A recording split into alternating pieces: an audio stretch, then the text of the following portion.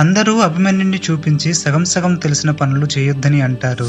అయితే వారికేం తెలుసు, 17 ఏళ్ల కుర్రాడు బొబ్బిలి వలె కాకలు తీరిన కౌరవ సేనలకు ముచ్చెమటలు పట్టించాడు.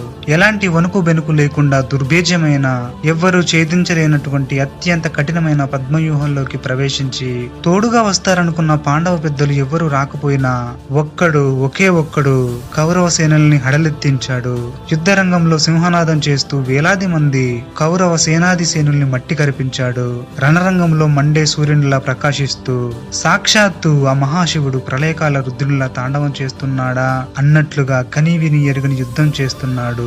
ఆ అరివీర భయంకరమైన యుద్ధాన్ని చూస్తున్న కౌరవ సేనాధిపతుల వెన్నులో వణుకు పుట్టింది. ఏమిరా యుద్ధం, మురిబాలుడు ముచ్చెమటలు పట్టిస్తున్నాడు అనుకుంటూ యుద్ధ నియమాలు మర్చి మరి పన్నాగంతో మూకుమ్మడిగా అభిమన్యుడి వెనుక నుండి దాడి చేయడంతో పాండవుల కీర్తిని ఇనుమడింపజేస్తూ రెండో సూర్యుడు అస్తమించాడు.